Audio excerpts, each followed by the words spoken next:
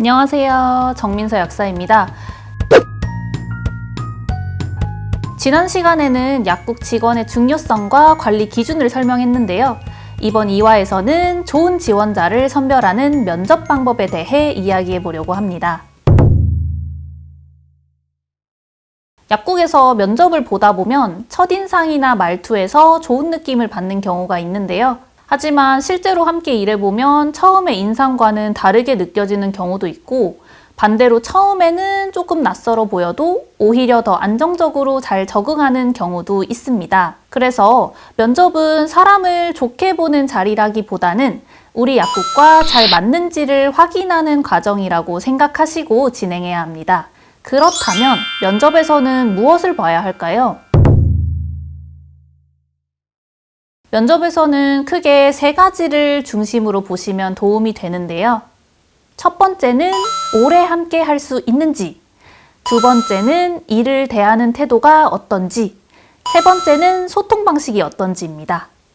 약국은 아무래도 작은 조직이기 때문에 한 사람의 태도나 소통 방식이 전체 분위기와 업무 흐름에 영향을 주는 경우가 많습니다. 이런 부분은 단순한 인상으로는 판단하기가 어렵기 때문에 결국 질문을 통해 확인하는 과정이 필요합니다. 그럼 실제로 면접에서 활용하실 수 있는 질문들을 하나씩 말씀드리겠습니다. 기본 질문이지만 꼭 필요합니다.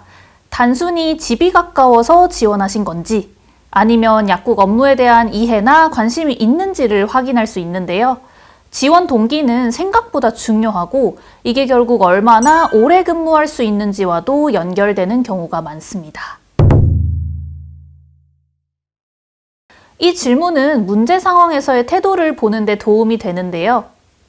어려운 일을 어떻게 받아들이는지, 그리고 그걸 어떤 방식으로 풀어나갔는지를 보시면 됩니다. 특히 모든 문제를 외부 요인으로만 설명하시는지, 아니면 본인의 역할도 함께 돌아보시는지를 같이 확인하는 걸 권장드립니다. 지원자가 경력이 있다면 꼭 확인해 보셔야 되는 부분인데요. 이것저것 했다는 표현보다는 실제로 어떤 업무를 어느 수준까지 해보셨는지 구체적으로 들어보시는 게 중요합니다. 이 부분이 명확하지 않으면 채용 이후의 역할에 대한 기대가 어긋나는 경우가 생길 수 있습니다.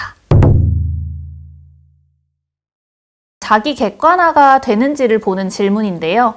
강점만 이야기하는 것보다 부족한 부분을 함께 인식하고 있는 지원자가 오히려 더 안정적으로 적응하는 경우가 많습니다.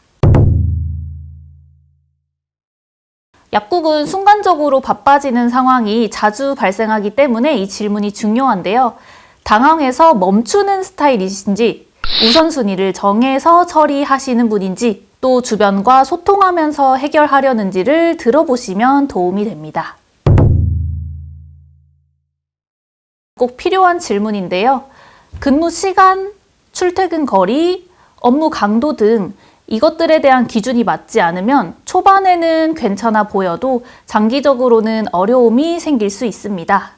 서로의 기대 조건을 미리 확인하는 과정이라고 보시면 될 것 같습니다.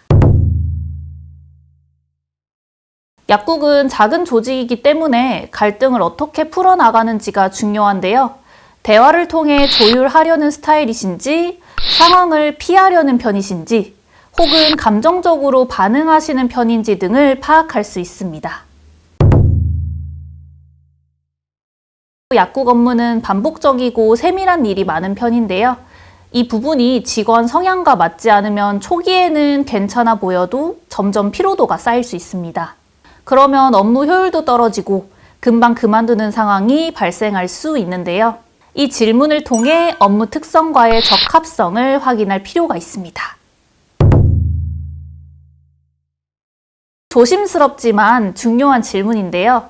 이직 사유를 들어보면 대인관계, 업무 적응, 근무 환경 등 어떤 요인이 영향을 미쳤는지를 확인할 수 있습니다. 한 번의 이유보다는 비슷한 패턴이 반복되는지를 함께 보시는 것이 도움이 됩니다. 이 질문은 조금 부드럽지만 의미가 있습니다. 이 일을 생계수단으로 보시는지, 아니면 함께 일하는 구성원으로서 어떤 역할을 하고 싶은지 그 방향성을 확인할 수 있습니다. 마무리 질문으로도 자연스럽게 활용할 수가 있습니다. 면접에서는 한 가지 답변보다는 여러 질문에서 반복해서 보이는 태도가 더 중요합니다. 기업 채용에서도 구조화된 질문을 통해 평가하는 방식이 더 신뢰도가 높은 것으로 알려져 있습니다. 이 질문들을 기준으로 보시면 조금 더 안정적으로 판단하시는 데 도움이 될 것 같습니다.